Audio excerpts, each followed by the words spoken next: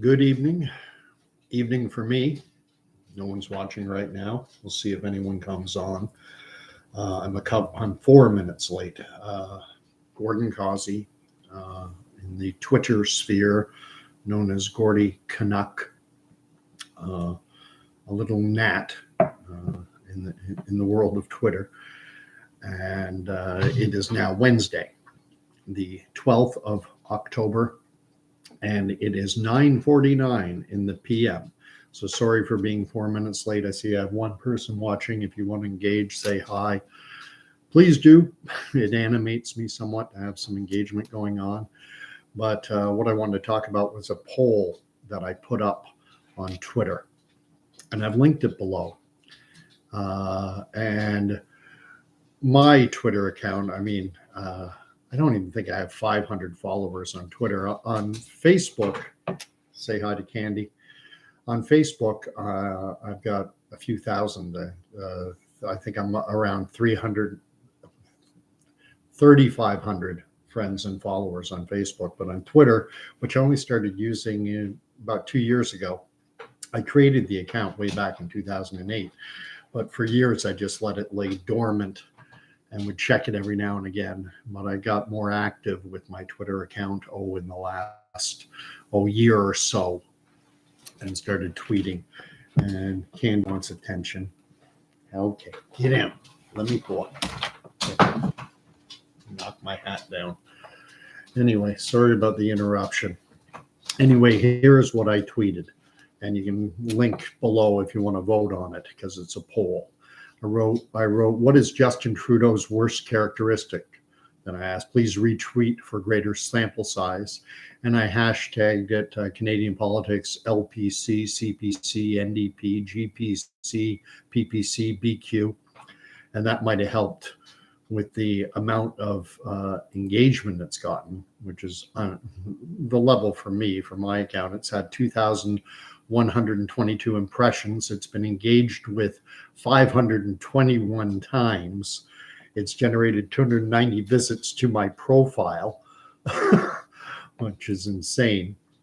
And most of that reaction has been very negative. Justin Trudeau's legion of Twitter fans have come out in force. But anyway, what is Justin Trudeau's worst characteristic? And then I gave 4 options.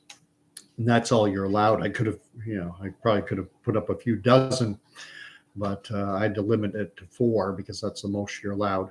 So is it his racism, his sexism, his total lack of integrity, or his zero financial literacy?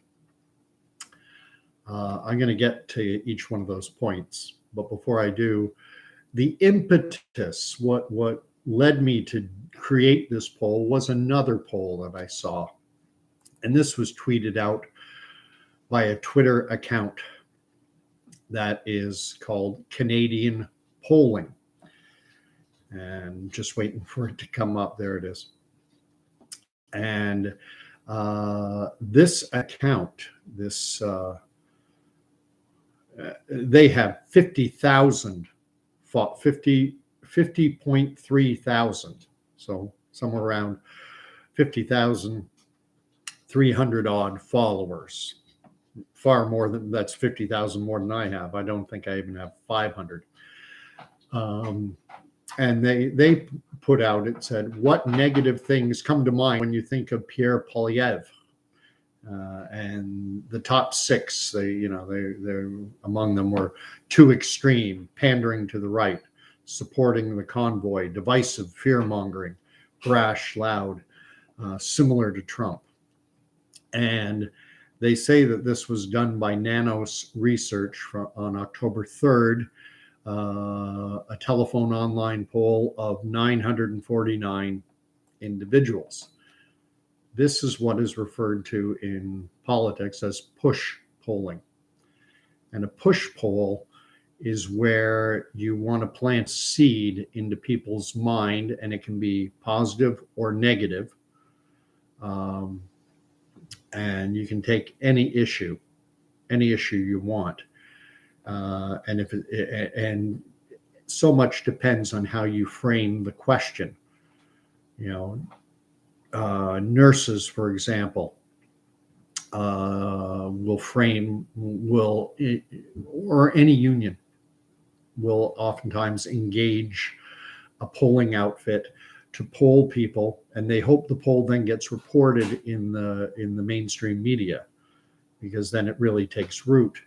And they'll ask a question like, or teachers, doesn't matter, and they'll ask a question like, do you support Doug Ford's attack against teachers and their desire for increased programming to help disadvantaged children?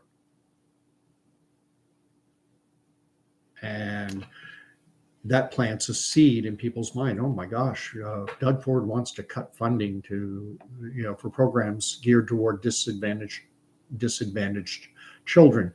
Typically, whatever issue it is, nuance gets thrown out the window. Everything is made into a cut and dry, black and white, yes, no, right, wrong equation. And so you can very much frame things the way, and you can get people thinking the way you want them to think and feeling the way you want them to feel. And so by doing this type of push polling on Pierre Poilievre, now stories can go out talking about Pierre Poilievre being too extreme, about supporting the convoy, about being divisive, about being brash. And these are not positive things. So it casts Pierre Poilievre in a negative light.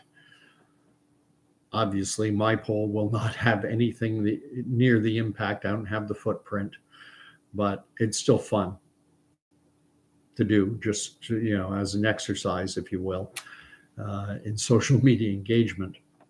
And so, again, what is Justin Trudeau's worst characteristic? Please retweet for greater sample size. And his racism, sexism, lack of integrity, or his lack of financial literacy. Those are the four I picked. They came just off the top of my head. I didn't put a lot of thought into it. It's a tweet. But anyway, can I say, is Justin Trudeau racist? Can I substantiate that? And everyone obviously knows about the fact that he has been found. It's been proven that he put on blackface 3 times. And that in of itself is bad enough. But the worst part in my mind is the fact that he lied about it. Because what happened is, when the first incident came out, when there was video or picture evidence that Trudeau had put on blackface, he handled it in the proper manner. He said it was stupid, it was wrong, it was insensitive, it was a mistake, he regretted it. But he stressed the fact that it was a youthful indiscretion and that he only did it 1 time. And there was a tendency, I think, in the population to say, you know what, okay, he was a teenager, happened once, he made a mistake, and it's only 1 time, let it go. But then subsequent to that, 2 more incidents came out where he put on racist costume and blackface. And at that point, he was confronted and asked, previously you said it was only once. Now we found out it's 3 times. Are there more? And when confronted with now it being 3 times and being asked if there were more incidences, he said he honestly couldn't say. He didn't know. That was his claim. Now, if it was 3 times, he could definitively say, okay, no, that's it. I lied before. It wasn't just 1, but now I'm telling the truth. It's just 3. But he said, I don't know, which I think makes it patently obvious that he did it so many times that he can't put a number on it. And he's not going to snooker himself again and say, okay, but it was, still it's only 3 now. And then more, there may be individuals just waiting for him to make that proclamation to show more evidence of his blackface. And this happened. Trudeau's in his 40s. He's younger than I am. And, this happened when one of the incidents, the one that everyone knows, where he's, in the turban, and some have said, dressing up like Aladdin. That was when he was a teacher and an adult, not as a kid, not a youthful indiscretion. That was as an adult. And we're not talking about, it wasn't the 1970s, 60s, 50s. It wasn't even the 80s. We're talking the 1990s here. I mean, Archie Bunker had been off the air for 20 odd years when he did this. That's it shows to me a complete and total lack of judgment, which, given his record of the past 8 years or so, 7+ years, I think a lot of people have come to the conclusion that Justin Trudeau does not have great judgment.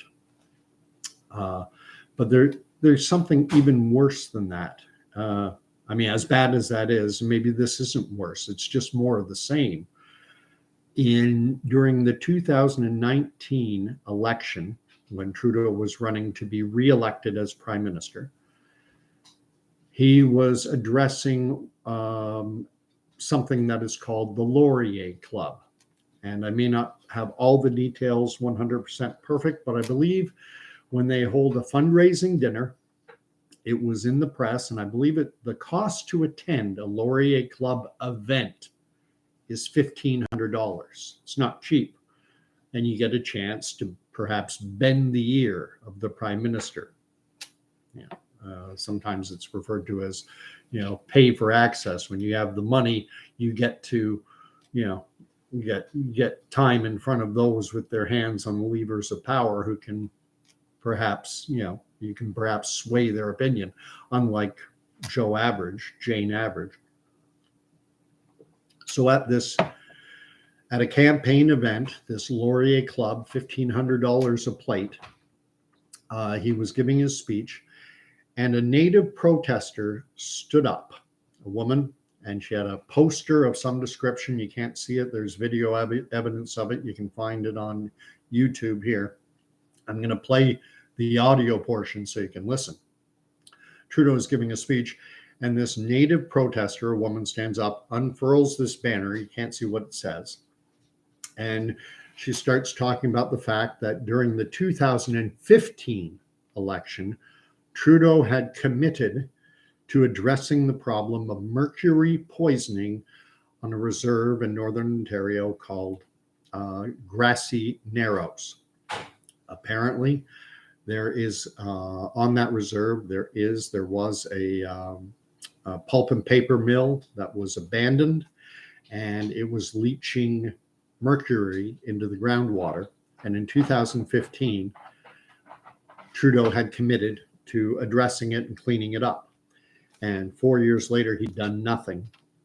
And so this woman was there to draw attention to the fact that Trudeau had committed to helping the natives, and that it was all just empty rhetoric. And she was manhandled and taken out of the room by security, I guess. And I'll play for you the video. And I'm just it's just a short little clip. Trudeau is just finishing his little speech, or he's just in the middle of giving his speech. And this woman stands up and confronts him. I'm sure the volume's on full. Okay, and if you're ready, here it is. Thank you very much. Thank you for being here tonight. Thank you. People in Grassy Narrows are suffering from mercury poisoning. Thank you. Thank you for being here. Thank you very much for your donation tonight. I really appreciate the donation to the Liberal Party of Canada.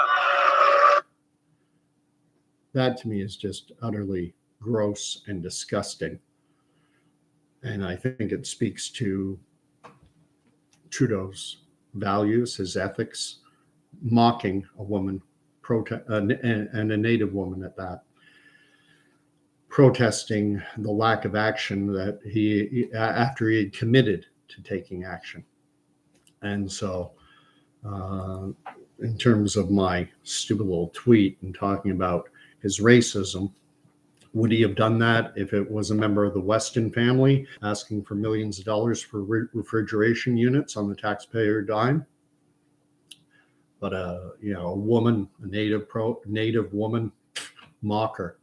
Thanks for your donation. Thanks for giving money to the Liberal Party of Canada, and then all his racist supporters, yay, cheer him. His sexism. We all know what happened. I mean, here's another Native woman, Jody Wilson-Raybould, who he appointed as Canada's Attorney General. And then when SNC-Lavalin, a major contributor to the Liberal Party of Canada, they were under criminal investigation for all manner of irregularities. And Prime Minister Trudeau and Jody Wilson-Raybould had the phone conversations taped to prove it, interfered in that investigation, and was putting political pressure to bear on her office to have SNC-Lavalin be given a slap on the wrist. Because upon conviction, they would be precluded from bidding on government contracts. And you can talk about that being racist. You can talk about it being sexist. And then the next little point in the poll, his total lack of integrity, speaks to that as well. Politicians will say and do anything to get elected. Unfortunately, it's a matter of degree. I mean, try and find an honest politician, but again, it's a matter of degree. And the big question I have: how does he get away with this? How is he able to get? Could Pierre Poilievre, could a Doug Ford, could someone else, get away with mocking a Native woman protesting a lack of clean water on a reserve, putting on blackface at least 3 times and obviously more, and then there are all the times he's been dragged in front of the Integrity Commissioner in Ottawa and found to have been acting without integrity, taking gifts from the Aga Khan, the SNC-Lavalin, and there's another incidents, and those are just the ones where he got caught.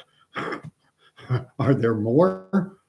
I certainly wouldn't be surprised. And the last point is zero financial literacy. That's a little harsh. Obviously, financial literacy isn't zero. He knows how to print money and how to borrow it when it's ours. But why is he able to get away with this? And it's because of something I've spoken about in previous videos. The media not only programs us on what to think, but on how to feel about it. They'll report on things, but they won't play on the emotional triggers if they don't want a reaction. So the way the news is framed basically most of the population, we're Pavlovian dogs. And if you're not familiar with Pavlov's experiment, I mean, most people know about it. Pavlov was a researcher, and he showed conditioned response. What he did is he would put meat or salacious food in front of a dog, which would cause their mouth to start watering, and then he would ring a bell at the same time. And every time he introduced the juicy meat, he would ring a bell. And so the dogs learned to associate the sound of the ringing bell with this meat. And so all he had to do later was just ring the bell and the dogs would salivate. Conditioned response. And they condition us with the way the news is reported. With emotionally charged words. Another disgusting display by so-and-so. They've already told you it's a disgusting display. Why not just describe what happened, and let the viewer decide for themselves how they feel about it, whether it's or horrible or anywhere in between. But they don't do that. They want to program us not only what to think, but how to feel about it. Now, the last thing I wanted to deal with, and it's the reason I have my Bible in front of me, is on my Twitter account. I avow myself as a Christian husband, father, veteran. And a number of people have, among those 500 plus engagements, have replied to that tweet saying, "You're a Christian? No, you're not." No. And obviously, for all I know, they're bots or 12-year-olds in the Soviet or Russia or China or anywhere else. You have no idea with Twitter. No one puts their name behind anything. I'm a bit of a rare bird in that sense. But this whole idea that Christians are supposed to be meek, this does say the meek shall inherit the earth. But what is meek?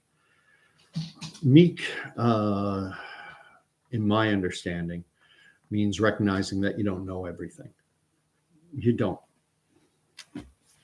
Compared to God, we are tinier than a speck.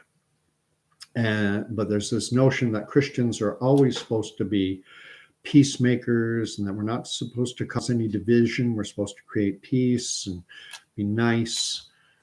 And that flies in the face of what Jesus said. And I'm going to read from the book of Matthew, Gospel of Matthew, chapter 10, verse 34. And to give it some context, Jesus is charging his disciples. He's sending them out into the world. He's sending them out to evangelize. And, I'm sending you out as sheep among wolves. You may have heard that. So this is in the context of that. He's speaking to his disciples and he says, this is Jesus speaking, "Do not think that I have come to bring peace on earth. I have not come to bring peace, but a sword. For I have come to set a man against his father, and a daughter against her mother, and a daughter-in-law against her mother-in-law, and a man's foes will be those of his own household. He who loves father or mother more than me is not worthy of me, and he who loves son or daughter more than me is not worthy of me, and he who does not take his cross and follow me is not worthy of me. He who finds his life will lose it, and he who loses his life for my sake will find it." The word of the Lord. Thanks be to God. Jesus went into the temple. Everyone should know that story, even non-Christians, and cleansed the temple of the money changers and those buying and selling. My Father's house is not to be a den of thieves. And what is a Christian to do when you're confronting liars, hypocrisy? And I'm not defending Pierre Poilievre in this. Pierre Poilievre isn't perfect either. It's politics. Why anyone would get into that racket, anyone who is motivated enough to get into the political racket, you have to question their ethics to begin with, because it's such a dirty, dirty, dirty game. And so you're always trying to pick the cleanest of the dirty or the least dirty, but they're all dirty. None are perfect. What bothers me so much is the sanctimony that individuals hold when they're running for office, and then the hypocrisy that comes out once they're elected. And Trudeau was super sanctimonious in 2015, and now he's had to be super. Well, he doesn't apologize. He makes up. He lies. He makes up. He said that when asked how his family is, what they're doing to improve the environment, he made up a non-existent water bottle, a disposable, biodegradable water box thingy. That doesn't exist. But it speaks to the man, in my view, it speaks to the man's lack of integrity, that he would, if you can't trust him to tell the truth about a water bottle, how can you trust him on the big stuff? He's going to lie about something as inconsequential as that. Then he's going to lie. He'll have no problem lying about the big stuff. And boy, committing to, he's empty rhetoric, empty rhetoric. And a Christian, call it out. Am I perfect? No.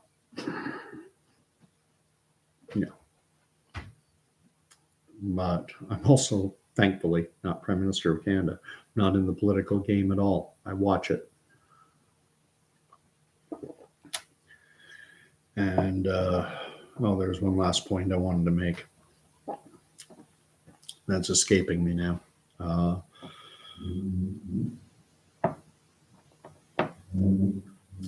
So I guess I'll end it if I can't remember what it was, the last point I wanted to bring up. But we'll see where things go. I mean, I remember what it is now. In 2015, full disclosure, I voted for Trudeau. I was sick of Harper, wanted him gone. Harper had been sanctimonious too, in opposition. And Trudeau, a couple things that he drew criticism for, I wouldn't criticize him over. One, he was heavily criticized by the right over the fact that the Canadian government settled with Omar Khadr and paid him right around $10 million as compensation for what happened with him being in Guantanamo Bay, Gitmo, and everything. And a lot of people, oh, that's crazy, and all this. And the simple point of the fact of the matter is, I agreed with that decision, the settlement agreement, because Omar Khadr's constitutional rights were absolutely 100% abrogated. Canada is a signatory to the UN Declaration on the Rights of the Child. And one of those, we've signed this. Canada as a nation, we proclaim these as being our values and our laws and our this is what we're committed to. And that means that child soldiers do not get imprisoned. They're children. And a child is defined, as per that declaration, as someone 17 years of age or younger. And I believe Omar Khadr, when he was captured, was 14 years of age. Canadian-born citizen with the rights of the protections of the Canadian Constitution. And so on that front, I agreed with Trudeau's decision on that front. Didn't like it. You don't have to like it, but it's the law. Are we a nation that follows the rule of law, or are we not? But then in the context of this declaration of emergency in Ottawa over the trucker convoy, that did not follow the rule of law either. That abrogated the rule of law. Canadians have a right to peaceful assembly and peaceful protest. And that was peaceful assembly and that was peaceful protest. That's not how you were programmed, or we were programmed to think about it and feel about it. They framed it as an illegal occupation. The illegal occupation continues in Ottawa. No, it's not an illegal occupation. That's public ground, Parliament Hill. It's paid for by taxpayers. That was 100% legal. And everything, that. So in one instance with Omar Khadr, Trudeau stood up for the Canadian Charter of Rights and Freedoms, for our Constitution, for our, the value of our signature on a UN document declaring the rights of the child. He stood up for it then. But when it came to truck drivers, small business owners, people who wanted the right to bodily autonomy, which is guaranteed by our Constitution and our Charter of Rights and Freedoms, then he forgets it. So I have no use, evidently, obviously, for Justin Trudeau, but we're stuck with him. The last election was in 2021, and we have a fixed election law in this country. So unless Trudeau goes to the Governor General early and asks, I don't even know who our Governor General is anymore ever since Julie Payette left. But if he goes, so I don't know whether to say he or her. If Justin Trudeau goes to him or her, whichever it is, or maybe wouldn't surprise me if it has to be a Z or a Zaire nowadays. The only way an election is happening before 2025 is if Trudeau goes to the Governor General and asks for Parliament to be dissolved in order for the calling of a federal election. That, or the Conservatives in tandem with the NDP has to vote him down on a matter of confidence. There has to be legislation put forward that is deemed either a confidence motion, or it has to be a piece of legislation that has financial commitments attached to it. And if the motion or the bill is defeated, that's a confidence vote, and then Parliament would be dissolved and we would have an election. Those are the only two ways. I cannot see the NDP breaking ranks with the Liberals and forcing an election. So I think that possibility is nil. And the only way I can see Justin Trudeau going to the Governor General and asking for a dissolution of Parliament is if all of a sudden he notices that he's got a shot at a majority. That's why he went to the polls. He was elected in 2015. He was reelected to a minority in 2019. And then he called an election just 2 years into that Parliament because he thought he had a shot at a majority. He was wrong. And in point of fact, more people voted Conservative in the last two elections than voted Liberal. Popular vote. Anyway, enough. Have a good night. And if you like my poll, go vote on it. Because right now, it's got very few. Near as I can tell, only 22 votes. Lots of engagement, lots of people screaming at me. But and here's the result so far. 9% say Trudeau's worst characteristic is his racism. 4.5% think it's his sexism. 72.7% say it's his total lack of integrity. And 13.6% say his worst characteristic is his total lack of financial literacy. So leave you there. Good night. Go to